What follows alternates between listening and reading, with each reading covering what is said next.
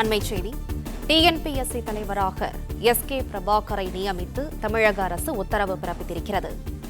TNPSC தலைவராக SK. பிரபாகரை நியமித்து தமிழக அரசு உத்தரவு பிறப்பித்திருக்கிறது.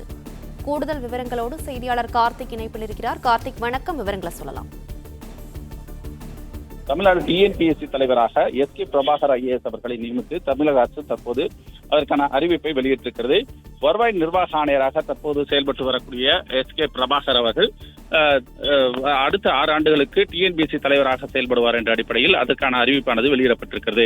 தமிழ்நாடு தேர்வாணையத்துடைய அந்த அரசு தேர்வாணையத்துடைய டிஎன்பிஎஸ்சியுடைய தலைவராக அவர் செயல்படுவார். அவர் கீழாக பல்வேறு அரசு துறைகளுடைய பணி நியமனங்கள் தொடர்பான அந்த டிஎன்பிஎஸ்சிக்கான தேர்வு நடத்துதல் போன்ற பணிகளுக்கு ஆட்களை தேர்வு செய்தல் ஆகியவற்றிற்கு குழுவானது அமைக்கப்பட்டிருக்கும். அந்த அடிப்படையில் அவர் தலைவராக அடுத்த 6 ஆண்டுகளுக்கு செயல்படுவார். அல்லது 60 வயதுக்குள்ளாக அவரோட பதவி காலம் முடிவடைந்தால் அது எது முன்பாக இருக்கிறதோ அந்த அடிப்படையில் 6 ஆண்டுகள் என்ற அடிப்படையில் அவருக்கான இந்த பதவி காலமானது தற்போது நியமிக்கப்பட்டிருக்கிறது. ஏற்கனவே வருவாய் நிர்வாக ஆணையராக தற்போது அவர் செயல்பட்டு வருகிறார். ஏற்கனவே பல்வேறு அரசு துறைகளில் செயலாளராக சிறப்பாக பணியாற்றியமை காரணமாக தற்போது அவர் டிஎன்பிஎஸ்சி தலைவராக நியமனம் செய்து அதற்கான அறிவிப்பானது தற்போது தமிழக அரசு வெளியிட்டிருக்கிறது.